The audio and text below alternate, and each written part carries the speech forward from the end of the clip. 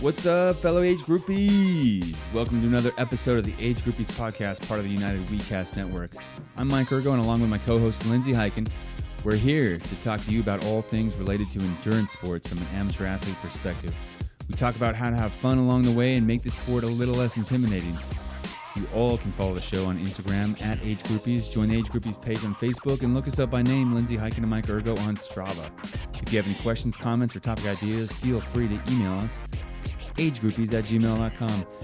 If you guys like the show, please leave us a rating and review on iTunes or those other places people get podcasts. All right, guys, enjoy the episode. Let's get to it.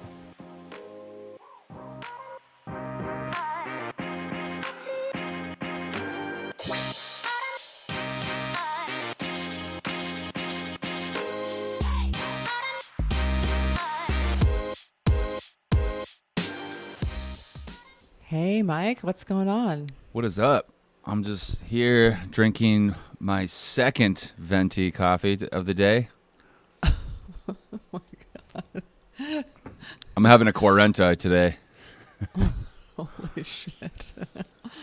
That's a lot of coffee. I'm having my coffee, too, and I make it at home, and it has cinnamon, almond, and coconut cream, and a little bit of MCT oil, and then I blend it all up.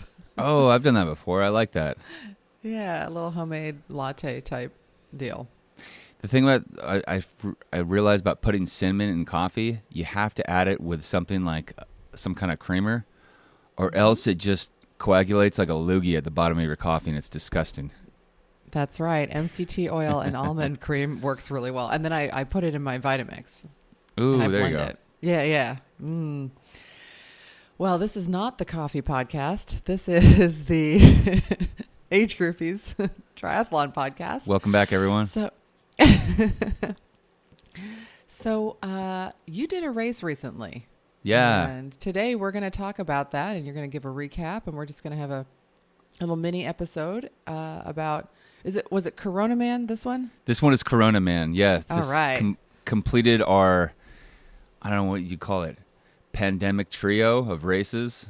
So we had COVID Man, then Pandemic Man, and this is Corona Man. So it was a nice little series we had. What was the course? All right. So the swim was in Tamales Bay, which for those of you not local to Northern California, it's just north of San Francisco Bay. It's right on the San Andreas Fault. So it's a saltwater bay, but it's relatively calm. Oh, is it? Okay. Mm-hmm. I never swam in there before. That was my first time as well. Calm, not a heavy current. There's some current, there's some movement, but it was, there's no waves or anything, so that was nice. Oh, okay. And then the bike was all around Tamales Bay and out towards Petaluma to the Two Rock Coast Guard Station, and then back. So it was a nice 56-mile out and back. And then the run, we had the world's longest T2, so we drove back home to Petaluma and did the run in Petaluma so we could end at, one of our houses. That makes sense. Yeah. Yeah. That's the beauty of doing a self-supported race, is that you can be like, I'm going to have, T2 is going to be 35 minutes. Yeah, exactly. I'm going to drive home and change. That's awesome. So how many people were with you? This time we had 3. We're missing Eric, which is our 4th. And yeah, he was at a wedding, which is a bummer to miss him. But we had 3 of the guys who started the original 2. So it was a decent crew of people. It was fun because the change in seasons was nice. I mean, the perfect weather for racing in the 60s. And so, oh yeah, that's good. Yeah, it wasn't too hot. Like the one in the summer, it was a little warm in the summer. This one was a little better. Toasty. But this is the hardest by a good measure. Because of the course?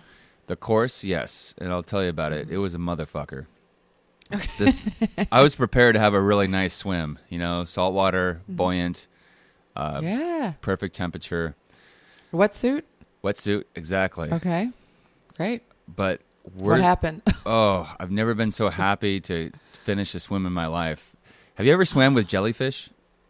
Yes, but I didn't know that I was. They were the big ones. Yeah. And I felt stuff kind of bumping off of I had my wetsuit on, and I felt stuff kind of bumping, and I was like, as you know, I freak out in the water. I can freak out. So I was just like, girl, you're in the freaking Redwood City Lagoon. There ain't nothing in here. Blah, blah, blah. Someone told me, oh, it's too shallow for shit to come in here. And I was like, okay, cool. And so when I felt stuff kind of bumping off me, I was like, figment of your imagination, keep swimming. I swam all the way back, blah, blah, blah. A week later, my friend of the show, Heidi Butter, and I went paddleboarding in that same lagoon.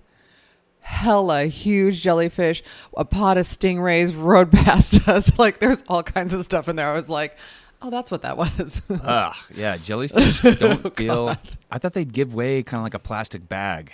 No, it's a big firm mass. So it was like bumping into like a slimy bald man's head, and it was.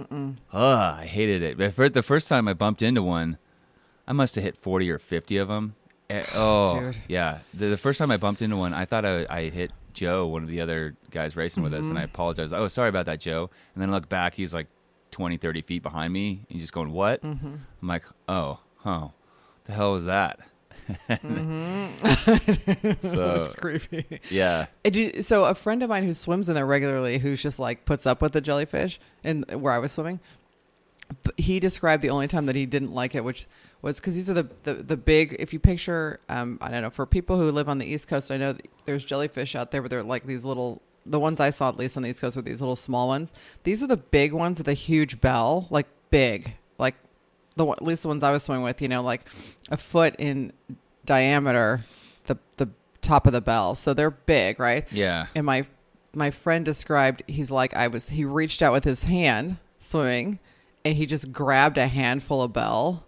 When he was trying to pull his hand back, he said he was just like, yeah, it's creepy because they literally they don't move through the water unless they are going the direction they want to. So it's like you can push off them like you would a rock, and only yeah. So you're either reaching into their tentacles and getting stung, or you're touching the top of the slimy top of them. Yeah, handful of bell. So I was fucking creeped out. Yeah, I had thoughts in my mind about quitting the swim halfway through. What are you gonna do? You're halfway out there. Yeah, like what? One of the guys with us, and I won't say who, we both swam through a patch of them, and I heard me do like an unintentionally do my Arnold impression, just creeped out, and then he swam through that same patch, and I heard him yell too, and then I just hear, "Fuck this, I'm out of here," and he just swam to the shore and said, "Fuck this, I'm out of here. I'll see you guys." And that is the upside of doing a self-supported race, is you can be like, you know what, not dealing with jellyfish today. Yeah. So thankfully, our other friend Sean said, "Yeah, no, I'll stick around. Might as well just finish it up. We're here." So we finished the other half of our 1.2 mile swim, and it was, my head position was dog shit because I was looking up the entire time underwater, trying not to get stung more, and so it was more like I wasn't doggy paddling, but I was weaving through jellyfish, trying not to catch them. You know that water polo like training that they do, where they do basically the crawl, but they have their head up. Yeah. Have you ever seen that? Yeah. That's what I picture you doing. You're like your head up, but trying to like windmill your arms through. I had to put my head in so I could see them because they're at all depths. Oh, so that's true. You're in.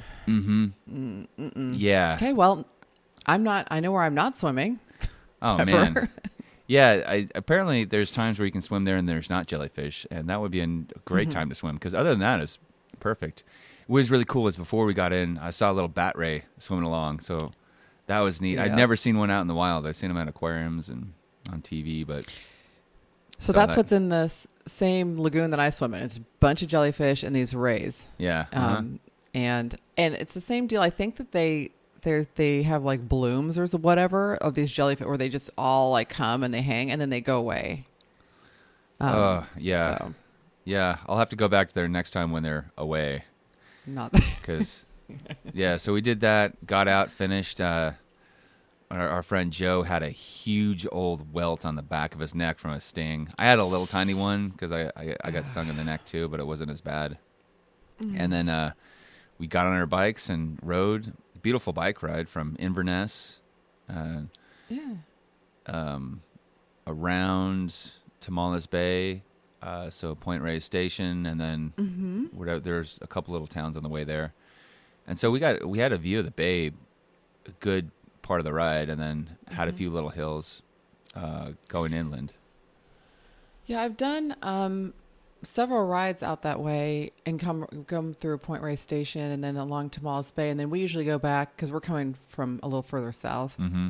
We go back around and then climb over Mount Tam. Yeah, and go over the dam and Seven Sisters. But that like Tamales Bay area, it's nice, and it's kind of like rolling when you're going out when you're going out east, I guess in the direction of Petaluma. It's a little bit like rolling, a little climbing, but not too gnarly, and nice. Yeah, so we did that, and nothing too notable on the bike ride, except we're just, you get this, I discovered some cool spots to eat that had Hog Island Oyster Company, and another oyster spot was there. I forget the name of it, but that's where they have some huge oyster farms out in Tamales Bay, so they got their shops set up there, and so had some outdoor dining.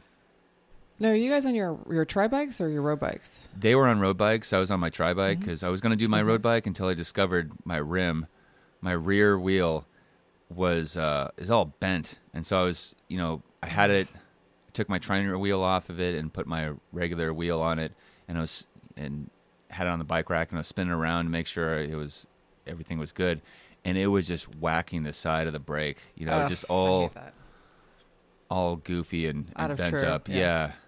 And so it was bent. So I was like, well, I guess I'm doing my tri bike. Worked out. My wrists were a little sore because it's that weird position. You can't get Ergo for most of that ride. So Right. That's what I was wondering about the... Yeah. But so I was on my outside handlebars.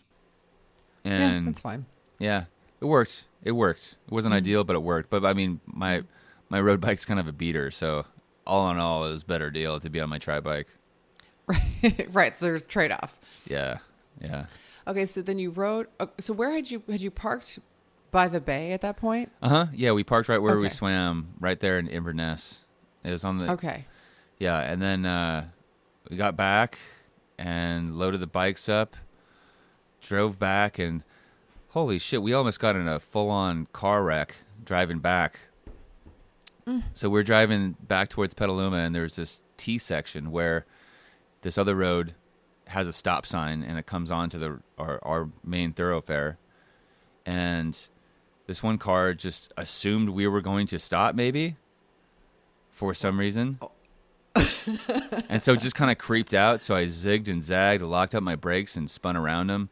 It was a holy Oh, my God. Yeah, it was a holy shit. We would have just destroyed that car, and my truck might have been totaled too. It would have been a full-on wreck, because I was going 45, and the guy just kind of pulled out, and then he froze, and then he pulled out a little farther, so I was able to get over on the right side of him. But that was nice not to be in a car wreck.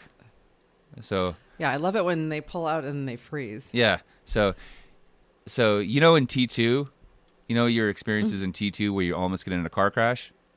Yeah. Yeah, so that happened. That is kind of like my T2. Yeah. It's a long thing. There's a lot of very relatable mistakes being made. Yeah. And then the run was pretty average, just ran through the neighborhoods and finished up. I'll tell you what, afterwards, best tasting Coca-Cola I've ever had in my life.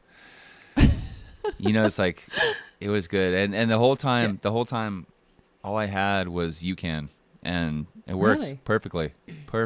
Awesome. That's awesome. So I wanted to ask, over the course of the 3 races that you did, were you attempting to do anything in terms of comparing them, like descending your time or, doing PRs or anything like that? Or were just going out and just kind of having fun and not worrying about time and pace and stuff? Yeah, just having fun. So we did most of one of our guys, Joe, he's a, can run 50 miles, and he's just a stud athlete. So we just kind of let him go off on his own for the run. But Mm-hmm. it was, for the most part, group swim, group ride, group run. And That's nice. it was nice just to check the box and do something. And also to see my friend Sean pull out 3 70.3 triathlons, 3 half Ironmans in a season. And this is a guy who he hadn't run more than 1 mile before last year.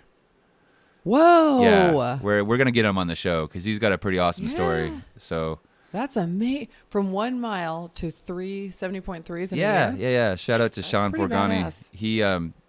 His first triathlon was my Gold Star Tri last year in the gym. That was the first time he'd ran 3 miles. So he nailed that. And then that's awesome. He signed up for Ironman 70.3 Santa Rosa, and we know the story there. That didn't happen. So that's why we created our own. That's pretty cool. That's pretty cool. Is he, with this experience of doing the 3 self-supported, is he excited to try like an actual race next year? Or is he like, oh, he is? Okay. Oh, yeah. I told you, man, I was telling him during it, I was like, you will love like the race day experience because now it's kind of, it seems like a nice way to do it because, you get your feet wet doing it with a low pressure situation. Because if you DNF on a self-supported, it's not a big event. It's just like, all right. Or you didn't lose a bunch of money and and there's no, So you got plenty of time to figure out your gear, figure out your transition, figure out what works, and with no stakes, So and then now next year when racing comes back, he'll have the benefit of getting that finish line experience, with that bass pumping and like the finish line, you get your name called. I love it. Yeah. I love it. And he'll know, that the distance is not an issue. Like I remember doing my first 70.3 and being worried, like, can I even make the distance? Because I hadn't done it. Right. So, it's actually kind of a cool way to do a self-supported with some buddies first. And then I can make the distance. So let me go do this whole actual race and get all of the, just take in the whole community and the fans and the volunteers and that's cool. Race day swag and shirt and medal and all that. All of that. Yeah. So I've decided to do a 70.3 next year myself. Really? And awesome. Yeah. At least one, but I'm going to do Indian Wells. It's in December because I figure by December of 2021 we should be having races. I'm hoping our shit should be together by then, hopefully, right? I'm really hoping it is. Yeah. So I'm gonna, and I thought, well, that'll be nice to go down, like, because I can drive there from here. It's like I think down by Palm Springs area, and early December. Yes. So yeah, have you done that race? No, I have a couple friends who had, and they said they liked it. So okay. Yeah, you should have a good time there. Although I heard the swim was cold as fuck. Really? Yeah, like in the 50s. So you really like cold water, don't you? I love it. You love it. Here's the thing though. I will suffer in the cold water. Although now that I'm like an older lady and some of the other ladies will know what I'm talking about, I've heated up a little bit since the last time I was in really cold water. So back in the day, like in Santa Cruz, when I was dying, I was still super skinny and one of those people that's just shivering all the time. I'm cold. No longer. Now I'm like, I'm 50. I'm hot. So I might be okay. Yeah. Also, there won't be sharks, so I won't have the fear. True. The combination of the sharks and the cold, or the fear of sharks and the cold, was killed me. So we'll see, but yeah, historically, cold water has not been great for me. Yeah, that'd be fun. So a friend of mine did go last year to this race, and she's a very good swimmer, and that's probably her fastest thing. And she had something happen, and I don't know what it was, but she was near one of the boats, out in the water, but she was trying to like fix her wetsuit or something. There was not like she didn't need help, right? Yeah. And they just reached out and pulled her into the boat, and she was like, and they were like, yeah, basically they were like, we saved you. And she was like, no, you didn't. I want to go back in the course. And they're like, you can't now that you're in the boat. She was like, what? Did she actually stay in the boat with them then? Well, she like argued with them because she was like, I didn't ask you to get me out of this water. Like I was fixing my wetsuit. And you guys just rolled over and just were like, we're going to save her. And she's like, I'm not drowning. And now I can't race. So that was it. She was done. Damn. I think they ended up giving her like another entry for the following year because she was just like, hello. Like, because then they brought her to the med tent. She's like, you guys. Like, what are you not understanding about? I'm just fixing my zipper on my shit. Yeah, if it had been one of my first races, I might have like listened to the authority and said okay and been pissed off and maybe did the same thing. I think knowing what I know now, I think I would have just said fuck you guys and jumped back in and went. She tried and they were like, you are not like, yeah. And so, but she did pitch a fit and they gave her an entrance for another race because they were like, she's like, I just spent a ton of money for these guys to pull me out, which actually I appreciate that they are paying attention. And if you look like you're struggling, you don't have to, I mean, on the one hand, it is nice to know that you don't have to actually drown before they pull you out of the water. Like they will get to you. They don't just like, pulling out bodies with a hook. Right. So there is some safety in knowing that is the case. I mean, that makes me feel good. However, as they were pulling her out, they weren't listening to her because she was like, no, I'm fine. And they were just lifting her. Yeah. So hopefully maybe I'm going to try to see if she'll come because that was 2019. So maybe she'll come do it with me in 2020. Well, I've 2021, I mean. I've decided that no matter what, I want to do at least one self-supported race a year because that's fun. Mm-hmm. It's a fun pace. I love both of them. I love the Ironman experience. And, regular triathlon. But I also love the self-supported, just the easy pace, It's like we had minimal planning for this last one. We actually drove out there. We're like, all right, we'll meet up at Sean's house at 5:30 and then I'll drive out there. And then we get out to Point Reyes and get out to Inverness and we're like, oh, fuck, it doesn't get light for another hour. Well, I get coffee time. Yeah, exactly. Drink coffee and talk shit. And then, yeah. So I have a friend, I think I've mentioned him, that I've browbeat into doing Ironman Austria in 2022. Yeah. With me. And he's never done any triathlon. And I sent him all these videos and I was like, it's going to be great. And he texted me a few weeks ago and was like, okay, I'm in. Because he texted me, he's like, when is it? I'm like, July of 2022. And he's like, I'm in. So then we were talking. He's like, what do I need to do? I'm like, you need to do some races before you do an Ironman. What do I need to do? Start fucking something. Well, he does ride. So yeah. So that's good. And he does run and he trail runs. There you go. And he swims a little bit on his own, but not, I think I was suggesting masters just because, when you swim on your own and you've never swam like any kind of master or anything, you're not really. Masters is the way to go. Masters is definitely the way to go.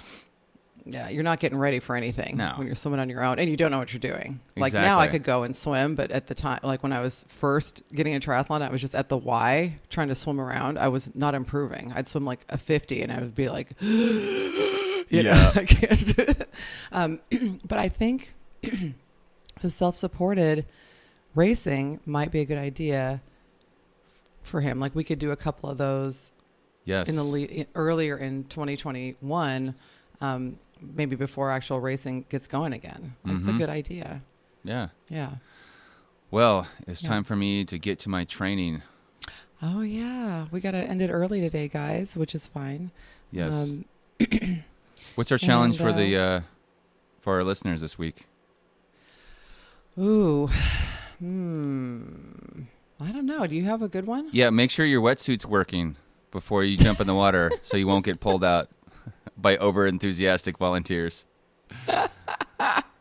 So everyone, go and fix your wetsuit this week, all right? Yeah, I actually do have some little cracks in mine I could work on. So yeah, start looking through your gear and making sure you don't have a wheel that's bent or you don't have a wetsuit that's got rips in it. Let's head into 2021 like shit's going down. Exactly. Like, your wetsuit ready. probably still smells like piss, so give it an extra wash. A little scrubby scrub. Yeah. All right, guys. Bye. Take care.